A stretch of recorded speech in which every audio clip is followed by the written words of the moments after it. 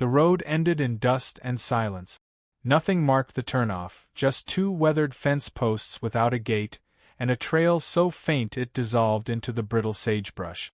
The wind had been howling since dawn, and by afternoon, the sun hung pale behind a veil of grit kicked up from the Montana plains. It wasn't the kind of place a man stumbled upon. You had to already be lost to find it. Samuel rode slow. He never rushed. His mare, worn from the long trail across the northern rangelands, picked her own pace. The saddle creaked, his rifle strapped to his back, canteen swaying at his hip. He hadn't spoken in days, not even to the horse. There was no need until he heard the CRY.IT wasn't loud, just a faint, broken sound, like wind trapped in a hollow. Samuel stilled in his saddle, turned his head, and listened. Another cry, then silence, followed by three soft newborn whimpers tangled in the bite of winter air. He dismounted, tied the mare to a gnarled pine, and moved forward through a tangle of dry grass and splintered fence slats. The air smelled of frost and old leather, of things left to decay. Then he saw her, a woman tied upright to a jagged post, arms bound behind her, dress torn at the shoulder, dried blood crusting her brow. Her face was half hidden beneath loose strands of chestnut hair, knotted like weeds. She didn't look at him, didn't move. Her eyes were open, empty as twilight. At her feet, wrapped tight in a faded horse blanket, were three infants, pink-cheeked, fussing faintly. Three boys, no more than a day or two old. One gnawed on the blanket's edge. Another blinked slowly, as if the world had already worn him down. The third squirmed, tiny fists clenching. Samuel didn't speak. He crouched.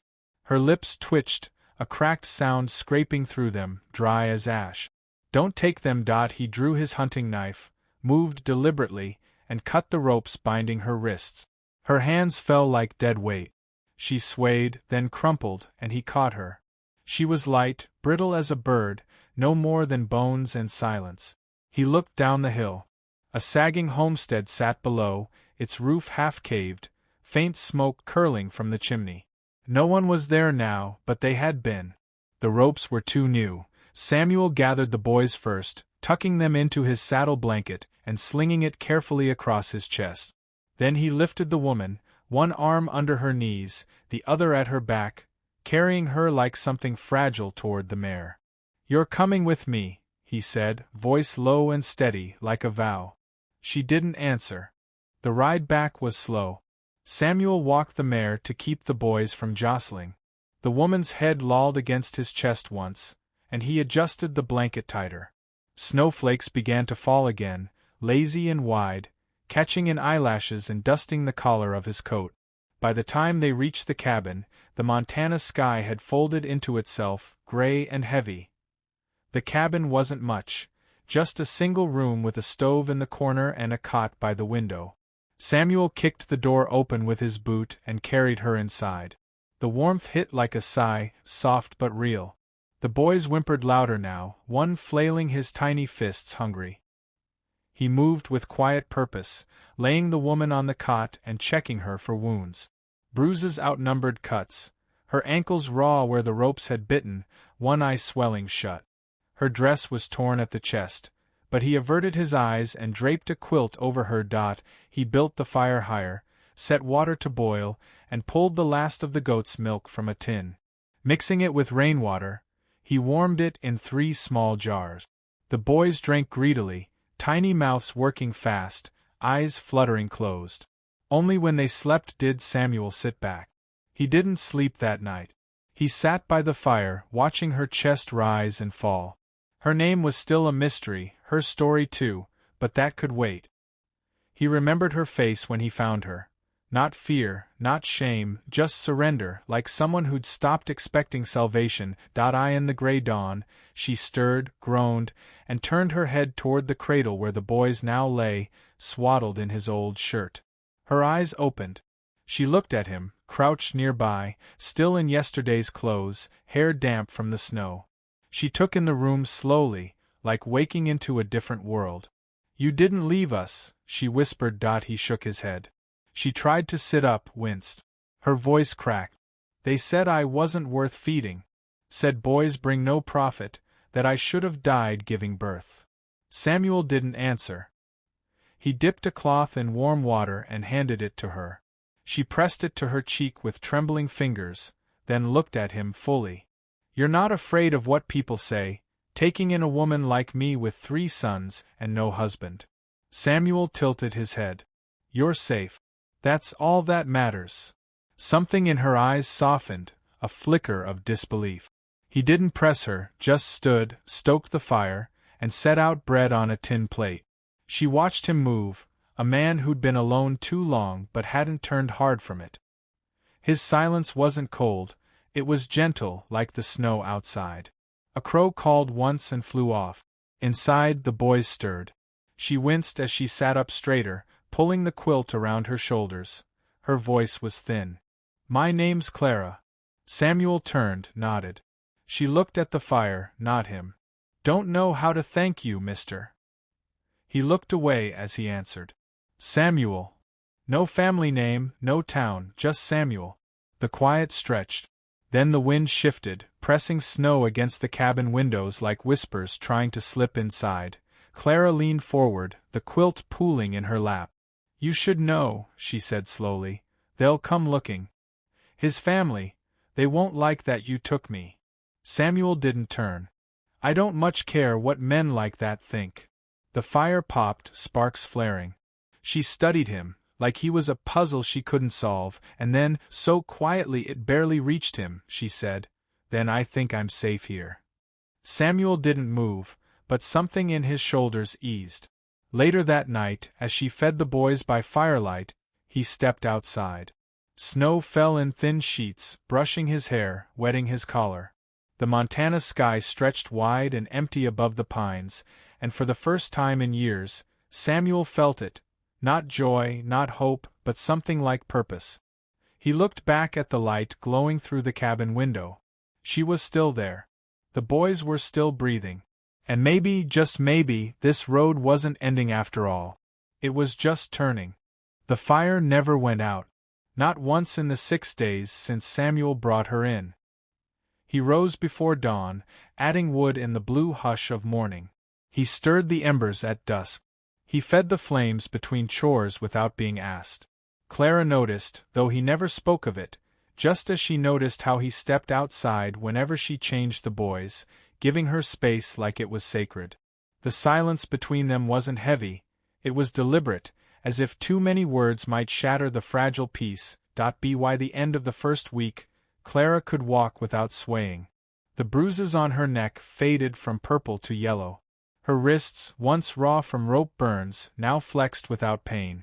She wore Samuel's spare flannel, sleeves rolled up, and a skirt she'd patched together from 2 old pillowcases. It hung unevenly, but she didn't complain.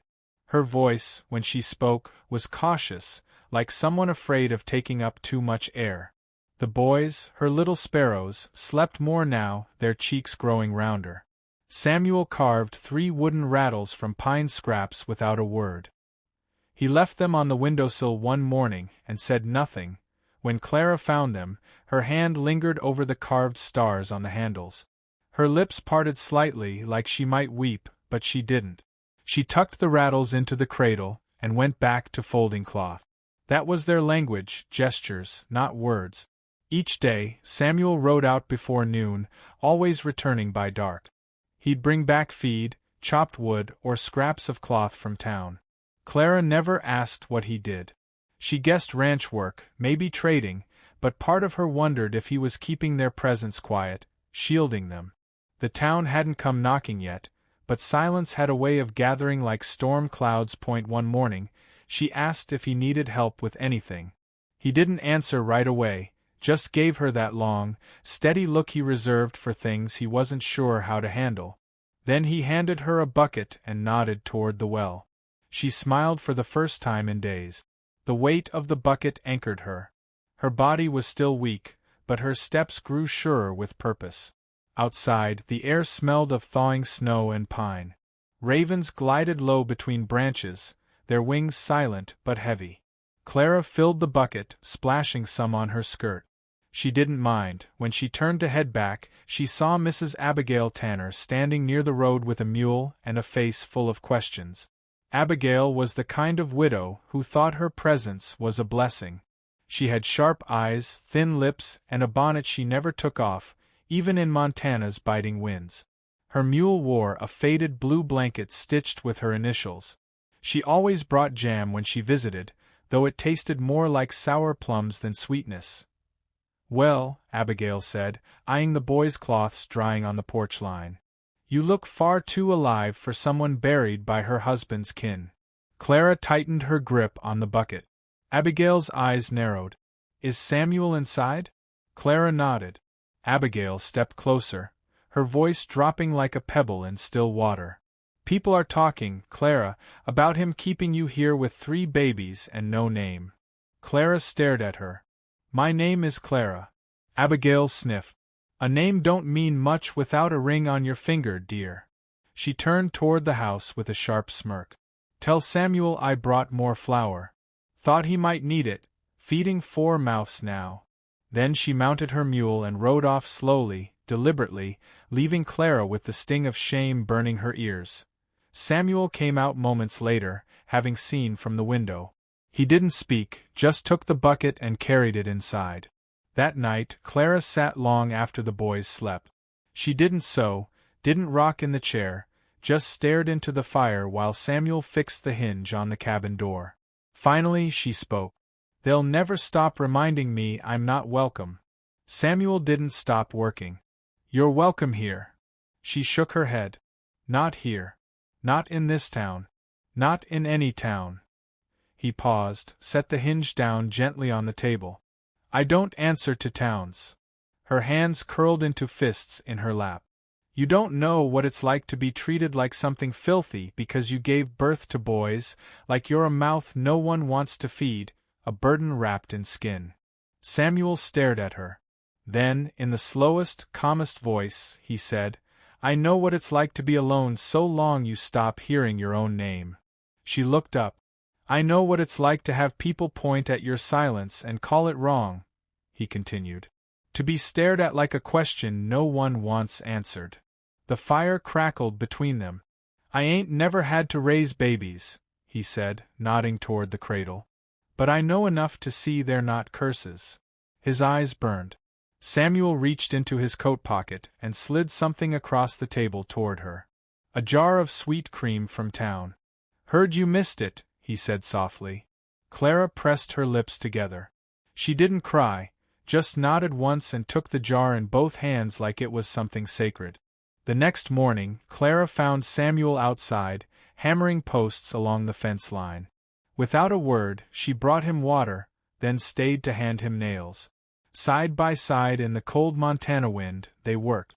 He didn't speak, but she felt something shift between them, like the rope tethering her soul to the world had found a second point. One afternoon, she found a book on the mantel, a small, worn volume of Psalms. Inside the cover, in faded ink, was written, "To Samuel, from your mother, for when silence gets heavy." Clara turned a few pages. Verses were underlined, notes scrawled in the margins. The pages smelled of pine and dust.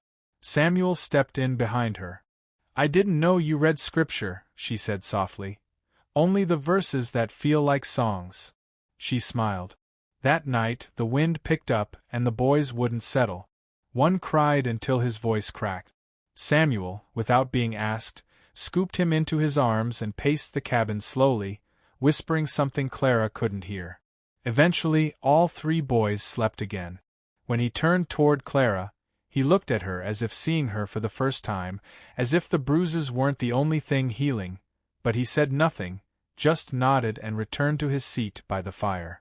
She sat across from him, the firelight dancing in her eyes. A silence stretched between them, but it was different now, not the silence of fear, but something blooming, unspoken, hopeful, still unnamed. In that quiet, Clara breathed easier. Her hands stopped trembling when she reached for the cradle. For the first time in years, she didn't feel like she was surviving in someone else's shadow. She was building something here, something real. Samuel watched her from across the room, eyes calm as if waiting, not rushing, for her to come back to herself in her own time. Outside, snow flurried against the window, but inside, the fire kept burning, and the silence was warm. The season turned in whispers. Winter's grip loosened little by little, not with fanfare, but with subtle signs. The distant call of a hawk returning. The drip of thawing ice off the roof's edge. The faint scent of pine needles stirring beneath the melt. The cabin, once buried in snow, now stood with patches of earth appearing like freckles on the Montana hills. Life was coming back, slow and hesitant, like someone walking home after a long exile. Inside, the boys grew stronger. They babbled now, small mouths forming sounds that weren't quite words but carried purpose. Clara's days passed with rocking, feeding, folding, humming. Her hands had steadied, her steps sure. She wore her hair differently now, tied back loosely with a faded ribbon Samuel had brought from town. Her cheeks had color again. When she smiled, it lingered. Samuel had started carving things. At first, it was little wooden animals for the boys. Wolves, deer, a horse with a crooked leg. But one morning, Clara noticed him sitting by the porch, chiseling something longer, slower. A cradle, larger than the makeshift one in the cabin, shaped with care, smoothed at every corner, lined with small notches like tally marks, perhaps counting each day she'd stayed. He didn't show it to her, just left it beside the fire one night without a word. She ran her hand over it gently, marveling at the feel of effort beneath her fingertips. He never asked if she liked it, and she never said thank you. Some things were too deep for words. Then 3 riders came up the trail. Clara saw them first, standing at the kitchen window with a cloth in her hand. 3 figures on horseback, shadowed by morning fog. One wore a gray coat she knew too well, her brother-in-law, Thomas. The others, cousins, rough men with scarred hands and colder eyes, all carrying rifles. She dropped the cloth. Her hands trembled.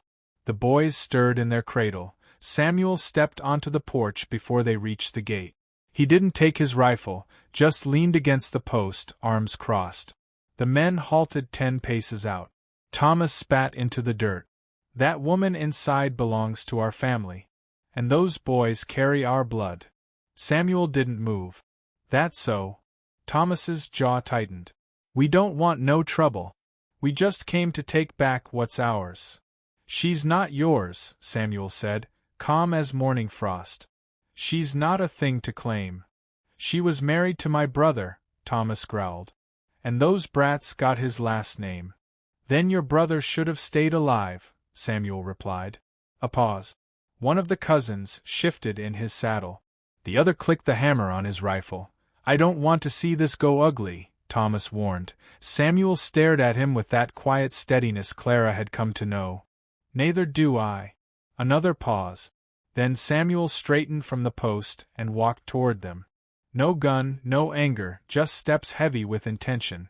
You ride down this hill now, he said softly. Or I bury 3 more men before supper. The wind blew thin and dry across the Montana plains. Thomas hesitated, his eyes flicking toward the cabin window where Clara stood, watching. His lips curled. She ain't worth it, rancher. Women like her, they ruin good men. Samuel didn't blink. She's still more woman than you'll ever be man. That did it. Thomas yanked his reins, turned. The cousins followed, 3 silhouettes swallowed slowly by fog and pines. Samuel watched them leave, then stood silent on the porch for a long moment. Only then did he come inside. Clara hadn't moved from the window. Her breath fogged the glass, her arms crossed over her chest as if bracing against something unseen. I didn't ask you to fight for me, she whispered. I didn't do it for you. She turned, startled. He looked at her, steady and kind. I did it, 'cause no one should have to beg to be left alone. She swallowed. Her voice broke. They'll come back. I know. And next time, they'll bring more. He nodded. I know. She said nothing more. That night, she couldn't sleep. She sat in the rocker long after the boys drifted off, her fingers twisting the hem of her dress over and over. The fire snapped. Outside, the wind shifted direction. Samuel sat on the floor near the hearth, sharpening his blade. "I don't belong anywhere," she said quietly. "You belong here." She looked down. "I've never belonged anywhere," she whispered. "Not with my husband. Not in his family's house. I was something to marry, something to carry children. That's all." Samuel stood and walked to the stove, pouring warm water into her cup. "You're not something," he said. "You're someone." She took the cup with shaking hands, sipped, and closed her eyes. "I'm tired of running." "Then stop." His voice was simple, certain, like a truth carved into the Montana hills long before her. "I don't know how." He crouched beside her, one knee on the floor, one hand on the edge of the cradle. "You stay. That's how." Her breath caught. She turned to him slowly. Her eyes shimmered, not with tears, but with something older, raw, a yearning without a name. Samuel didn't reach for her. He just sat there, grounded as stone. She touched his hand. Their fingers didn't clasp, just touched. And still, the weight of it stole the air from her lungs. For the first time since her marriage, since her husband's death, since the rope burns faded from her wrists, she felt seen. Truly, silently, wholly seen. She looked down at his hand, calloused and still. "I'm not ready," she whispered. "I know. And you may never be. I'll still be here." She looked up. "Why?" He stood, walked back toward the fire, then said softly, "Because you stayed when you could have gone." She didn't know what to say, so she said nothing. In the days that followed, Samuel didn't speak of the men. He added locks to the back window, reinforced the porch post, cleaned the rifle more than usual. But he also built the boys a playpen, and brought Clara a spool of green thread for sewing. She knew what he was doing. Not just protecting the house, but protecting what had grown inside it. One evening, she watched him through the window as he fixed the fence gate again. The boys played beside her, babbling softly. The world was still, the Montana sky a bruised purple. He looked up once and saw her watching. She didn't look away. And in that gaze, held long and deep across glass and wind and everything unsaid, something passed between them. Not a promise, not yet, but a beginning, one that would carry into spring and change everything. The wind had changed. It no longer howled at the eaves like a wounded thing. It sighed, soft and low, like the Montana land itself was resting. The thaw crept in quietly, loosening ice from the pine branches, coaxing green from under the dead grass. The world was shifting, and so was Clara. She stood on the porch barefoot, a boy on each hip, the third tucked against her chest, her eyes drawn to the rising sun, like a compass needle finding home. She didn't know when the cabin had stopped feeling like a place she was hiding in and started feeling like a place where she'd been growing root. Maybe it was the cradle Samuel carved, or the way the floor warmed in the morning light. Maybe it was how he called the boys his little thistles, tough things that survived storms. Or maybe it was the way he never asked for anything in return, not a favor, not a future, only if she wanted to stay. That morning, she heard the knock. Not on the cabin door, but on her heart. A letter had come, delivered by a wind-burned clerk on a stubborn mule. A cousin from her mother's side, one of the few ties that hadn't vanished like smoke, offered her a place, a house, a nursemaid, a claim to an inheritance from a forgotten grandfather's estate. Comfort, a room of her own, a new name for the boys, a start without Samuel. She held the letter between her fingers like it might catch fire. Samuel didn't react when she showed him, just read it once, folded it, and handed it back with a nod. His eyes didn't falter, though they turned quieter than usual. He didn't ask her to stay, didn't say her name. He simply stepped outside and began saddling her horse. By noon, her bag was packed. She sat with it on the porch beside the cradle, watching the sun stripe the trees. The boys napped beside her, one with a thumb tucked in his mouth, another curled into a fist like he was ready to fight the world, the third snoring softly. Samuel came up from the barn and placed a parcel beside her. Cheese, bread, water, a spare wool blanket.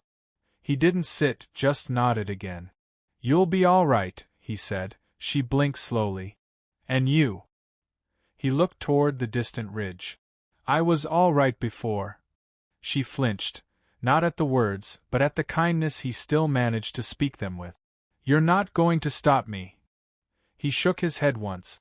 Was never my place. She stared down at the boys. They like it here. They'll like wherever you are. She stood, unsure how her legs moved. Each step felt heavier, like her bones knew something her heart hadn't caught up with. At the edge of the porch, she turned back. Do you want me to go? He met her gaze, and this time, something cracked in his face. Not weakness, just truth. I want you to stay, he said. But only if it's what you want. Her throat tightened. And if I do? I'll build you a life, he whispered. A quiet one. One you don't have to survive. Her knees nearly gave. Samuel looked at the boys. You've got sons that need a man who'll watch over them like sunrise and supper. And I've got hands that ain't done nothing good until you put 'em to work. She laughed through her tears. He stepped toward her then, for the first time, not with stillness but with fire in his chest, the kind that doesn't burn, but warms. I don't have a ring, he said. But I've got a home that knows your name and a fire that waits for your hands to stoke it. That's what I can give you. She dropped her bag. The sound was soft but final. Then her face crumpled, not in sorrow, but in surrender to hope, to safety, to him. When Samuel reached out, she didn't flinch. She walked into his arms like a woman who finally believed she deserved to be there. He held her, not tight but full, present, like he was making space for every part of her, the broken bits, the strong bits, the parts still learning how to breathe. The boys stirred in the cradle, blinking up at the world with the wide eyes of children who didn't yet know that people leave. But this time, no one left.